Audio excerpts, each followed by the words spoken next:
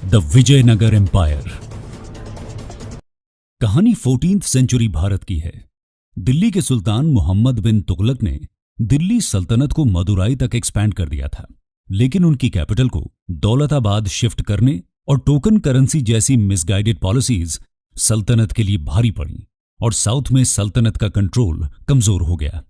मौके का फायदा उठाकर हरिहरा और बुक्का नाम के दो भाई 1336 में तुंगभद्रा के किनारे विजयनगर नाम का एक नया किंगडम एस्टैब्लिश करते हैं, जिसको आने वाले समय में 4 डायनेस्टीज संगम, सलुवा, तुलुवा और अराविडु रूल करती हैं।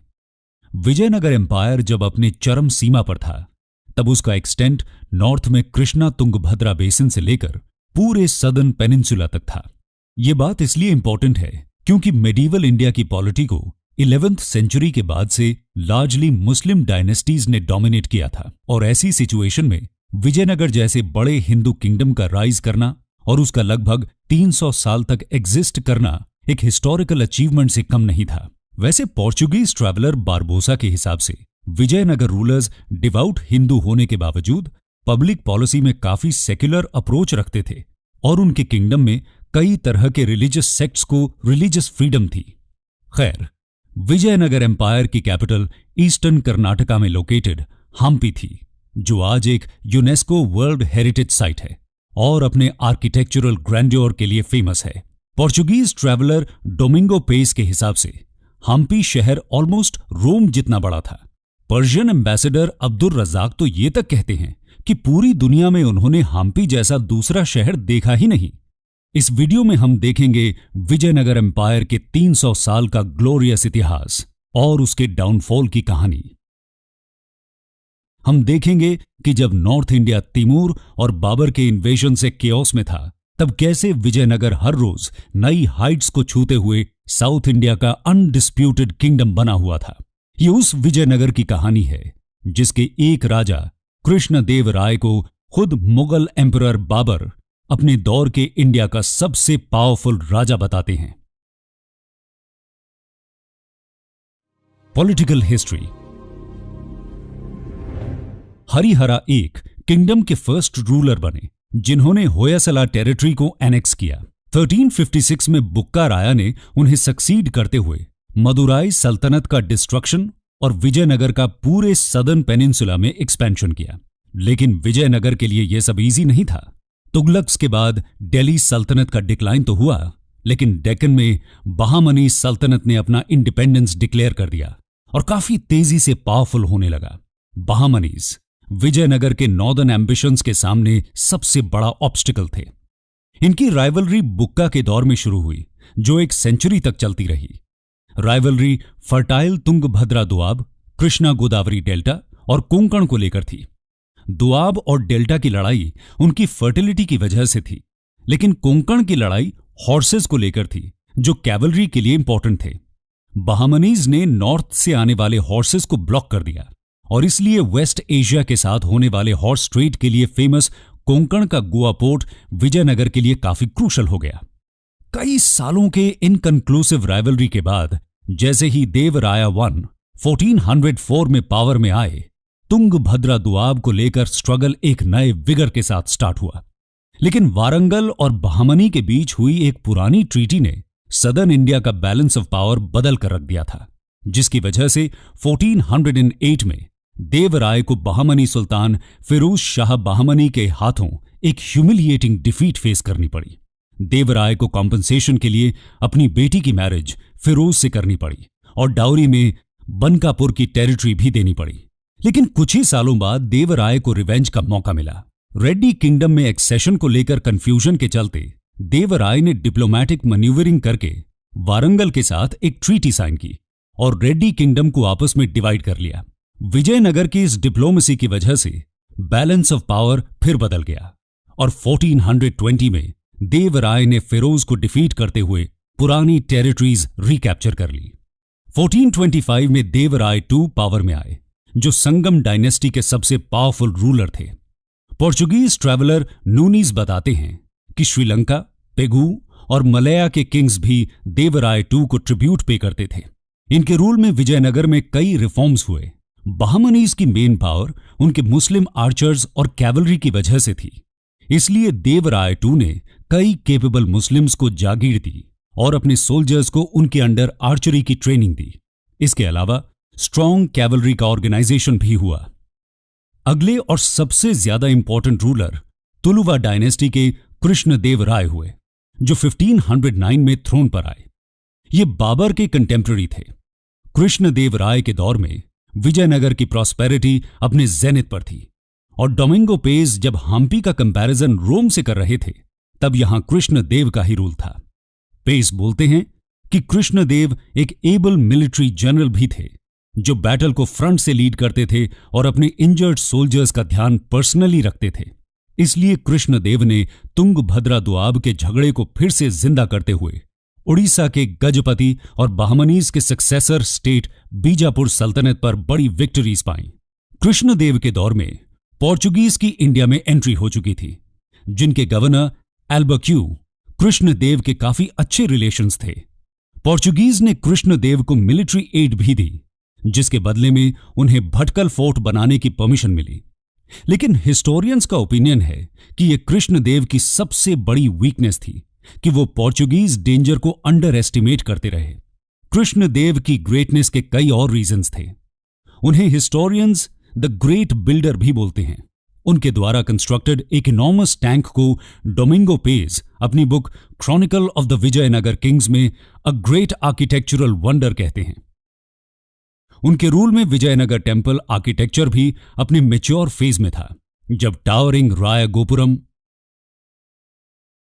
श्रीसेलम टेम्पल कॉम्प्लेक्स के कुछ पार्ट्स, विरूपाक्षा टेम्पल का पिलर्ड हॉल एटसेट्रा का कंस्ट्रक्शन हुआ।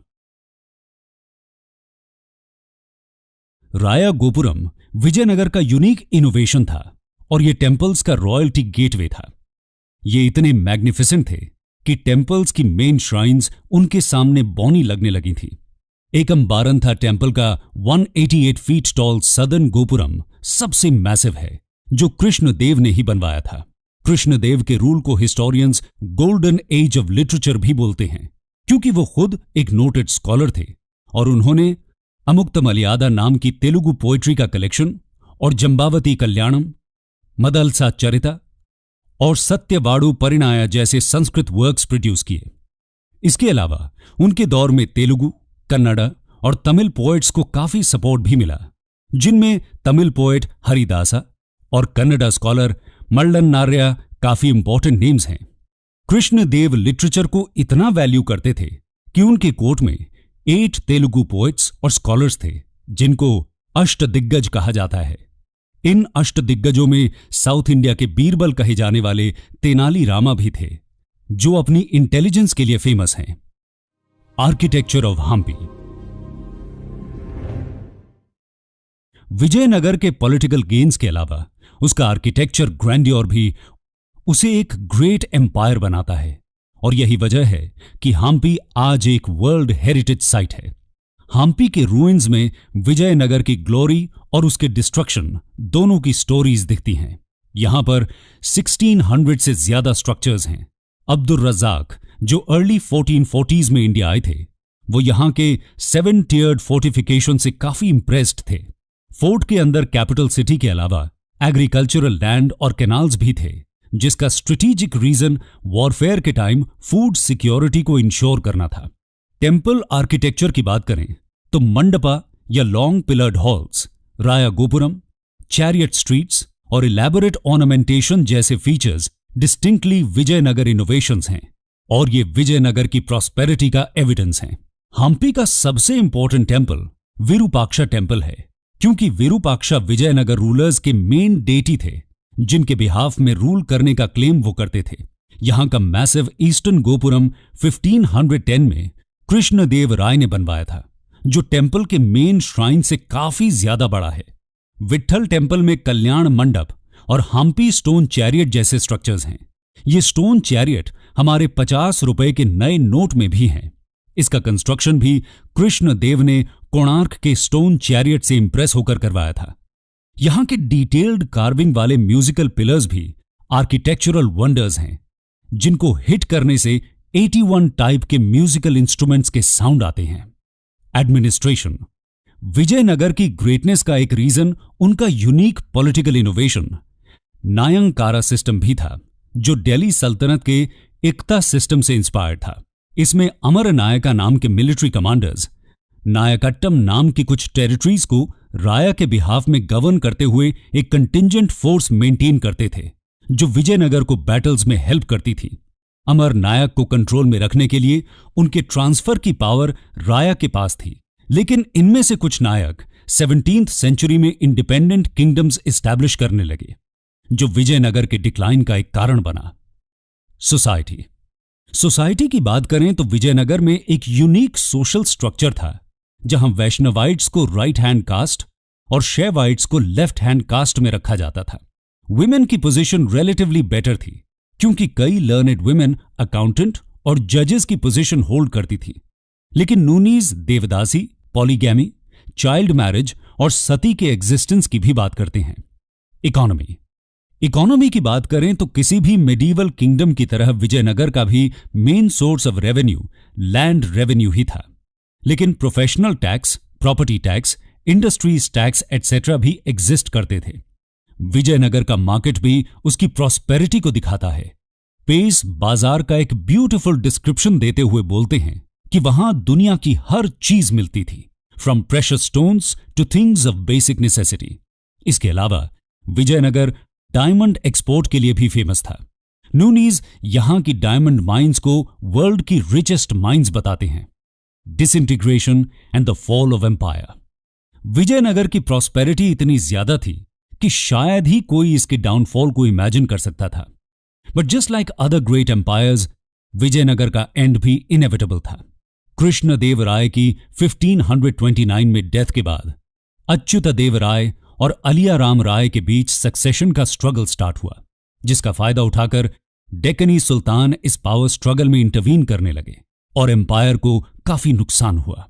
अच्युता की 1542 में डेथ के बाद राम राय की हेल्प से सदाशिव राय पावर में आया, जिसने अराविडु डायनेस्टी को एस्टैब्लिश किया।